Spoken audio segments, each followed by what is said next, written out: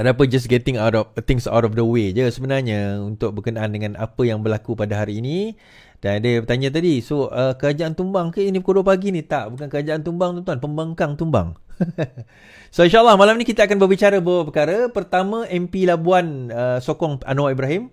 Dikatakan, saya kata hari itu ada 5 yang bakal menyokong. Satu dah announce, ada yang mengatakan 3, saya kata ada 5. Pendirian 12 wakil PKR diputar belit mengenai solidariti Palestin. Rafizi Ramli kembali ke Dewan, bakal bentang kertas putih gaji progresif. Kerajaan rugi $0.5 bilion dalam vaksin dan ventilasi. Hasil kerja siapa? Papa Gomo. Papa Gomo dan Ratu Naga sekarang berhadapan dengan saman dan jenayah. Ya.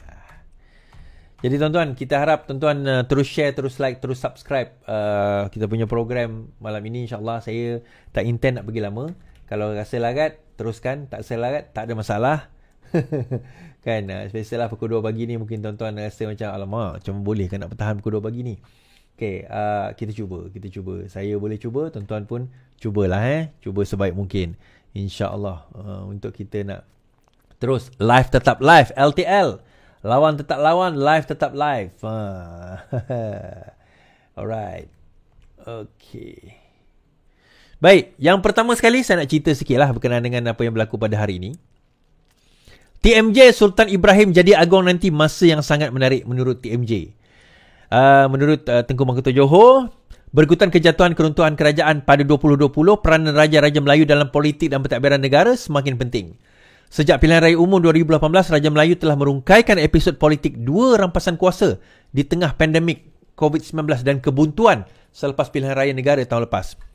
Sultan Pahang, Sultan Abdullah Ahmad Shah yang menjadi di-Pertuan Agong ketika perlombaan politik menyaksikan 3 Perdana Menteri mengangkat sumpah akan berundur pada Januari tahun hadapan. Baginda akan berundur.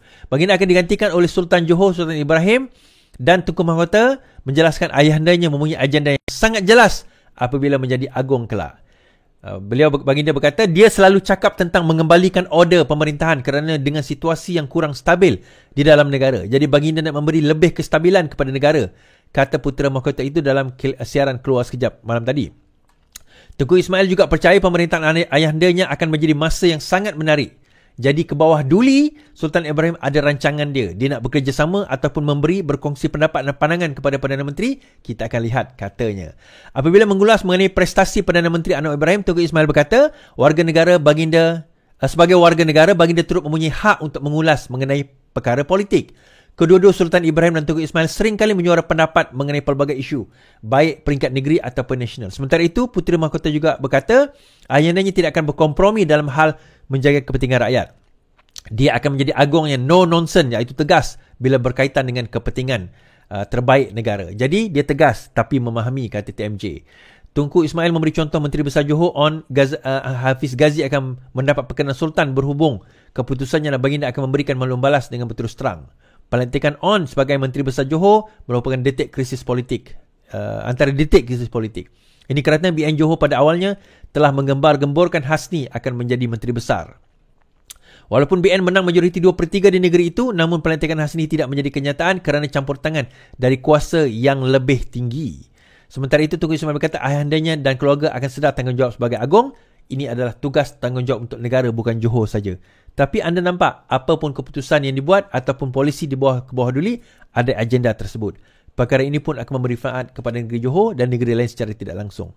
Maksud saya, ia adalah satu tanggungjawab yang besar. Tuan-tuan, ni nak cerita no nonsense yang disebutkan itu adalah satu perkara yang betul, yang benar berkenaan dengan apa orang kata Sultan Johor ni, dan kita pun tahu Sultan Johor ni bagaimana dan bagaimana tegasnya beliau terutama dalam melihat kestabilan politik dan juga berkenaan dengan rakyat, kepentingan rakyat.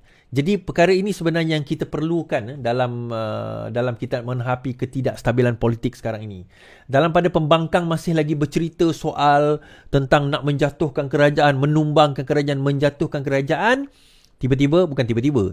Kita pun mengetahui bahawa yang di-Pertuan Agong yang baru pada tahun hadapan adalah Tidak lain tidak bukan Sultan Johor yang kita katakan sangat tegas dalam isu sebegini, dan baginda akan memastikan perkara sebegini tidak akan berulang sekali lagi, kerana ketidakstabilan politik itu membawa kepada masalah kepada negara, terutama dalam perihal ekonomi dan keyakinan pelabur. Itu antara agenda utama baginda untuk memastikan perkara ini tidak berlaku sekali lagi. Jadi sebab itu, kenapa kalau kita tengok PN beria-ia nak jatuhkan kerajaan, sebaik saja kerajaan ditubuhkan pada tahun lepas. Beria-ia mereka nak jatuhkan kerajaan satu demi satu. Kemudian dia kata masa PRN itu, selepas PRN kerajaan akan tumbang. Sebelum itu kita cukup jumlah. Lepas PRN tumbang, lepas ini tumbang, lepas PRK tumbang, semua tumbang. Masa muktamar PAS hari itu pun masih lagi cerita kerajaan akan tumbang dan tumbang. Kita kata begini tuan-tuan. Dia mudah ceritanya begini. Kita kata yang akan tumbang, macam saya kata tempoh hari, yang akan tumbang bukan kerajaan. Yang akan tumbang pembangkang, saya kata. Yang akan berpecah ni pembangkang. Kita akan cerita pada penghujung ini berkenaan dengan perkara tersebut. Tetapi ini juga antara lain membawa kepada bagaimana lemahnya pembangkang yang ada sekarang ini. Kita lihat lemahnya pembangkang yang ada sekarang ini. Kita lihat bagaimana Dewan Kecoh hari ini. Dewan Kecoh hari ini apabila syahidan dakwa MP Teberau sokong Israel.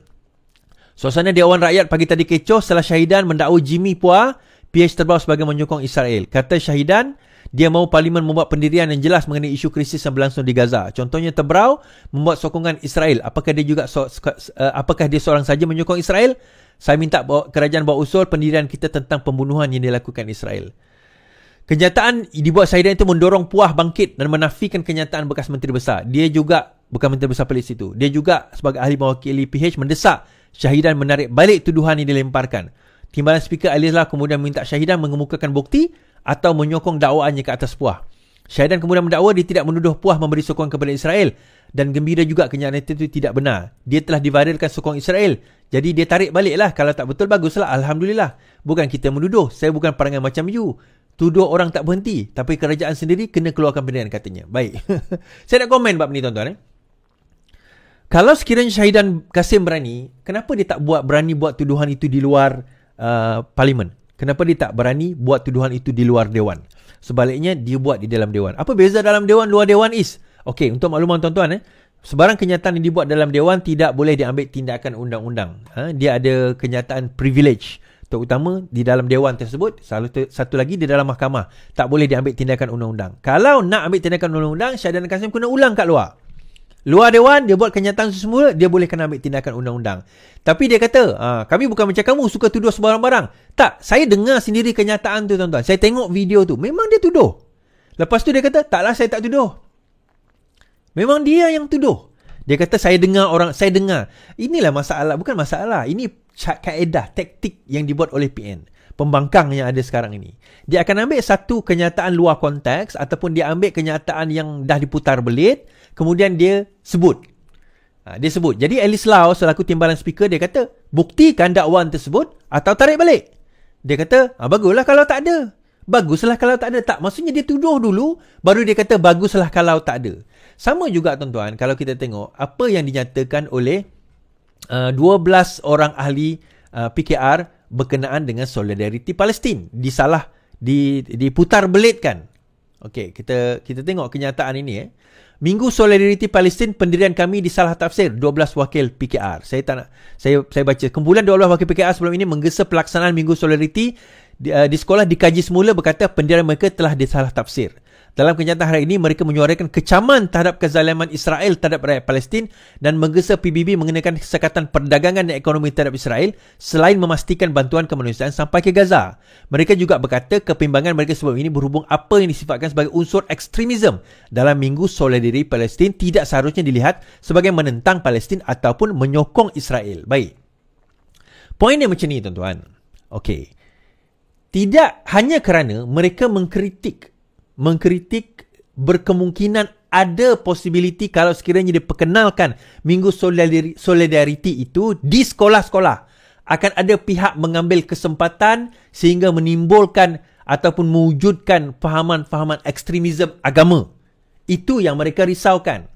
Tidak bermakna mereka menentang ataupun tidak menyokong perjuangan Palestin, tidak menyokong rakyat Palestin dan juga mengecam Israel. Mereka membuat kenyataan sedemikian. Now, kenyataan berkenaan 12 ahli PKR itu bukan saja 12 ahli PKR tersebut.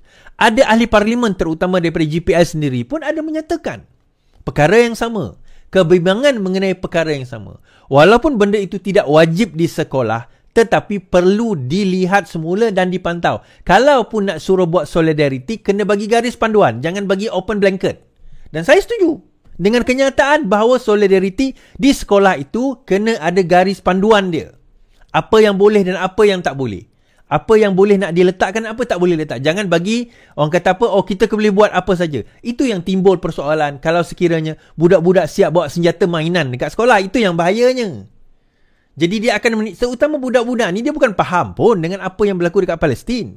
Dia ingatkan orang perang, orang gaduh, kita kena lawan dengan orang bukan Islam. Dia akan ingat macam tu. So pemahaman sebegini yang akan menimbulkan lebih masalah dalam kita nak mendamaikan orang kata apa perkauman di dalam negara kita, pelbagai agama dalam negara kita. Kita pula sekarang ini seolah-olah dilihat cuba nak championkan pula ekstremism. Dilihat, bukan kita buat. Memang kita tak akan buat pun, tetapi akan ada, terutama daripada golongan sebelah, terutama daripada geng sebelah, terutama daripada parti yang kononnya memperjuangkan Islam tu akan mengambil kesempatan dan juga di dalam kesempitan ini. Itu yang akan berlaku. Sebab itu KPM dalam melaksanakan perkara ini kena berhati-hati. Kena berhati-hati supaya perkara tersebut tidak berlaku.